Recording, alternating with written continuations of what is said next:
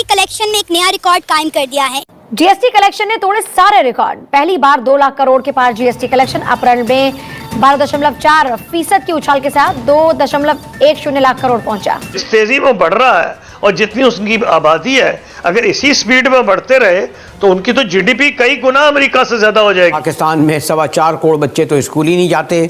बेरोजगारी की शरह 40% है। अंबानी है, अदानी है, बहुत बड़े बड़े उनके नाम आते हैं फॉर्चून में और पता नहीं कहाँ छपते हैं, फोर्ब्स में। और जो नए लोग आए हैं जिनमें अडानी का नाम है, खैर अंबानी तो इससे काफ़ी पहले थे, लेकिन अंबानी भी पुरानों के मुकाबले में नए हैं। बिरलाज और टाटास जो थे, ये ख़ास तौर पे वो लोग हैं, मसलन ये दोनों गुजरात से ताल्लुक़ रखते हैं। तकरीबन कल भी हम बात कर रहे थे कि 20-22 दिनों के अंदर अंदर उन्होंने दूसरा दौरा किया है सऊदी अरब। बात करें इंडिया की, तो इंडिया में जितना लोग रेगुलरली और ईमानदारी के साथ टैक्स देते हैं, उनकी गवर्नमेंट भी उसी ईमानदारी के साथ वो टैक्स का पैसा उस मुल्क की डेवलपमेंट पर लगाती है। और प्राइम मिनिस्टर मोदी को, अडानी तो इन पर्टिकुलर ये समझा जाता है कि उनके बिल्कुल कंप्लीट बैकिंग कर रहे हैं। Problem of inflation and debt trap, I call it death trap. Rising middle class जो को रोशन ख्याली पे मबनी हो, वो इंडिया की जो मिडिल क्लास का बहुत बड़ा सेक्शन है, अब वो प्राइम मिनिस्टर मोदी को और बीजेपी को सपोर्ट कर रहा है। इंडिया जो है उसके पास तमाम राइट इंग्रेडिएंट्स हैं जो कि किसी भी इन्वेस्टर को चाहिए होती है। लेकिन अफसोस के 76 साल बाद भी पाकिस्तान के अवाम बुनियादी ज़रूरत यानी तालीम, सेहत से महरूम हैं। रोटी 30 रुपये और 20 रुपये और 25 रुपये की बिक रही है और अशराफिया के साथ वही उनके शाहाना अखराजात हैं। पाकिस्तान जो है ये टोटली जो है करप्ट हैं और टैक्स पूरा पे नहीं करते, जिसकी वजह से पाकिस्तान डेवलपिंग बहुत पीछे है। माजी में कुछ गलत पॉलिसीज अडॉप्ट की तो आज तक हम उसकी कीमत अदा कर रहे हैं। लेकिन ये किसी भी मुल्क की जो बिजनेस पॉलिसी है, जो फॉरेन पॉलिसी है, जो इन्वेस्टमेंट पॉलिसी है, जो फाइनेंशियल पॉलिसीज हैं। ताजरों को एक ही दिन में रजिस्टर क्यों करना है? आप जो बड़े मगरमच्छ हैं, सैगम साहब ने ठीक कहा था, पता नहीं कितने हजार सालों में जाकर रजिस्ट्रेशन होगी, फिर आप 50 करते रहे। बस ये ना, इस तरह की लफाजी करके आप 2282 साल इंतजार करें, फिर यहाँ पे टैक्स के लोग रजिस्टर हो। कोशिश कर रहे हैं कि उसके बॉर्डर पे इंडिया को तैयार करें चाइना के खिलाफ। ये बिल्कुल एक नया हिंदुस्तान पैदा करने की कोशिश की जा रही है। टैक्स के सिस्टम ने पूरे भारत को एक कर दिया है। 2017 में इंडिया में जीएसटी लगाया गया था, एक नया सिस्टम इंट्रोड्यूस करवाया गया था जिसका नाम था वन नेशन वन टैक्स, जिसका फायदा ये हुआ कि चीजों की कीमतों में कमी होगी और टैक्स का दायरा कार भी बढ़ गया। जय हिंद दोस्तों। तो जैसा कि पाकिस्तानी मीडिया भी चर्चा कर रहा है कि पाकिस्तान एक एक रुपए के लिए तरस रहा है, लेकिन यहाँ पर आप भारत में देखिए कि इतिहास का जीएसटी कलेक्शन देखा जाए तो 2 लाख करोड़ को क्रॉस कर चुका है। पहली बार ये हुआ है भारत में कि इतना बड़ा जीएसटी कलेक्शन हुआ हो। अब आप अंदाज़ा लगाइए कि इस मात्रा में भारत सरकार के पास पैसा आ रहा है तो विकास कितनी तेज़ी से होगा। स्वाभाविक है तेज़ी से होना ही होना है जब आपका मेन लीडर ही प्रधानमंत्री नरेंद्र मोदी हो, जो कि ईमानदार है।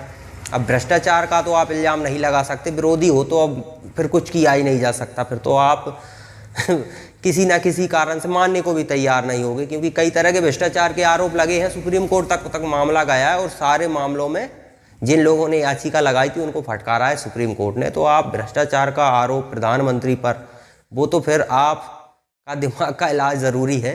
तो अब इतना पैसा जब भारत सरकार के पास आएगा तो स्वाभाविक है जब ईमानदार सरकार होगी तो विकास किस गति से होता है तो वो आपने 10 साल में देखा है। पिछले 10 साल में तो हालांकि ये रिकॉर्ड तोड़ रहा है, 2 लाख करोड़ का जीएसटी कलेक्शन आना ये बहुत बड़ी बात है। और अब ये ही रिकॉर्ड्स, हालांकि हमारा सबसे हाई स्कोर यही है, लेकिन इससे भी बेहतर स्कोर भविष्य में बनने वाले हैं। लेकिन पाकिस्तान को देखिए, जो पाकिस्तान आज बैंक करप्सी की कगार पर बैठा क्या है, वो तो ज़बरदस्ती ये ठिकाए हुए है जैसे तैसे। वैसे तो पाकिस्तान डूब चुका है ईमानदारी से देखा जाए तो। और पाकिस्तान का मीडिया आज भी वही नैरेटिव चलाएगा, मेन स्ट्रीम मीडिया, क्योंकि मेन स्ट्रीम मीडिया की गलती है नहीं, जो आर्मी कहेगी वो करना पड़ेगा। अब जैसे कि आपने देखा हो अभी संसद में बयान दिया है विपक्षी नेता ने कि हम पूरी मतलब पाकिस्तान की जनता हमको कोसती है पाकिस्तान की जो हालात है उसके लिए, लेकिन हम तो कुछ कर ही नहीं सकते, फैसले ही नहीं ले सकते। हमारे पीछे तो कोई और है। अब कोई और क्या कौन है ये तो सबको पता है। हालांकि ये नहीं कहूँगा कि ये विपक्ष के जो नेता हैं या सरकार के भी नेता हों पाकिस्तान के, ये ठीक कर रहे हैं। जब मलाई चाट रहे थे तब कोई समस्या नहीं थी।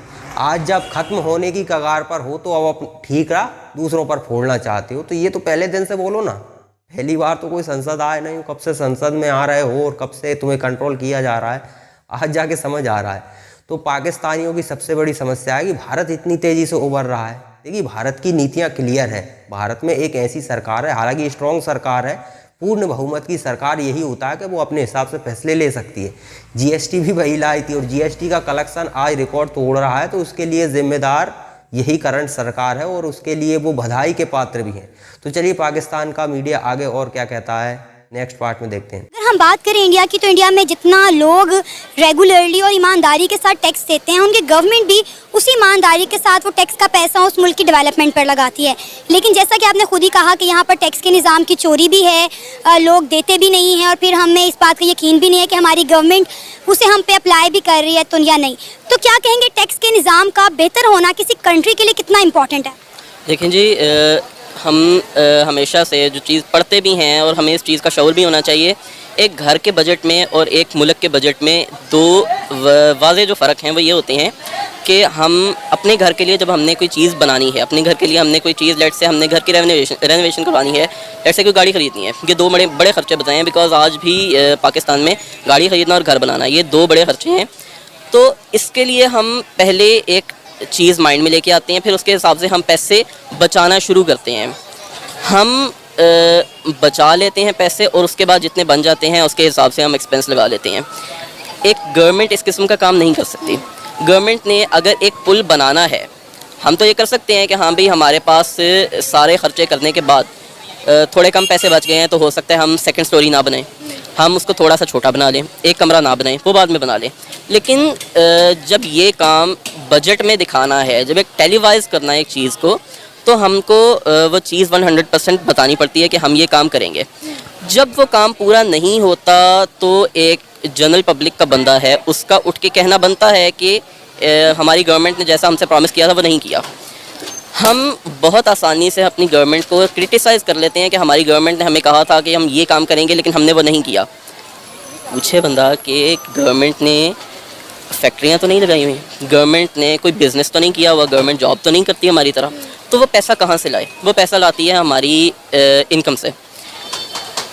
कैश में एक्सपेंसेस करना किसी भी बिज़नेस के लिए, पहले तो रूल था कि तकरीबन कोई 50,000 से ऊपर जो हेड बन जाता था अकाउंटिंग हेड, तो उसको अलार्मिंग कह लेते थे। उसमें 25,000 से ऊपर की शायद जो ट्रांजैक्शंस थी उन पे FBR देखता था कि ये क्यों हुई हैं, कैश में क्यों हुई हैं, कैश में हुई हैं तो ये हम आपको अलाउ नहीं कर सकते इसको। लेकिन अब बात ये है कि जब उस चीज़ से निकलना आसान हो गया है, क्योंकि तो पता लग रहा है कि हाँ भाई हम टैक्स नहीं देते, एक चेन इफेक्ट है, हम टैक्स नहीं देते, कॉन्सिक्वेंटली गवर्नमेंट के पास पैसे इकट्ठे नहीं होते, कॉन्सिक्वेंटली गवर्नमेंट वो एक्सपेंडिचर्स नहीं कर सकती जिसका उसने वादा किया था, और फिर हम उसके बाद कहते हैं कि गवर्नमेंट ने अपना वादा पूरा नहीं किया तो हम टैक्स नहीं देते। तो दोस्तों जीएसटी कलेक्शन 2 लाख करोड़ के पार पहुंचना, इससे पता चलता है कि देश में किस तरह से अर्थव्यवस्था बूस्ट कर रही है और देश की परिस्थितियों को आप इन चीज़ों से बड़ी आसानी से समझ सकते हो।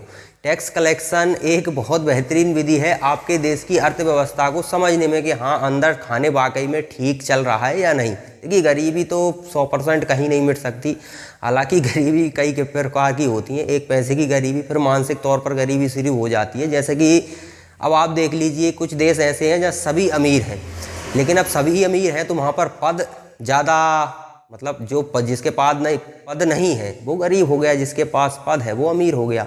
अमीरी का मतलब डाइवर्सिएशन होता रहता है। आज पैसे की अमीरी गरीबी है तो फिर पद की हो जाएगी जिसके पास पद है। जैसे कि रूस में देख लीजिए, आज रूस में जिसके पास पद है उतना पावरफुल कोई कभी नहीं था पैसे वाला। पहले पैसे रूस में कितना भी पैसे वाला हो उतना पावर उसके पास कभी नहीं था जितना आज पद वाले व्यक्ति के पास है।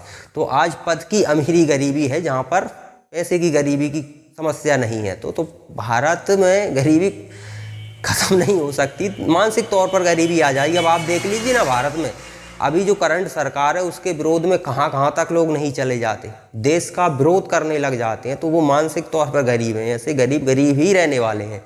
जो रियलिटी में गरीब है वो अमीर हो जाएंगे। और स्वाभाविक है 25 करोड़ लोग गरीबी रेखा से बाहर आए हैं। ये बहुत बड़ा आंकड़ा है किसी भी सरकार के लिए 10 साल में, क्योंकि 140 करोड़ को कंट्रोल करना, यही बहुत बड़ी बात है कि कोई सरकार ठीक तरह से उन्हें कंट्रोल कर पा रही, वरना 140 करोड़ की आबादी पाकिस्तान में देख लीजिए आए दिन क्या क्या होता रहता है।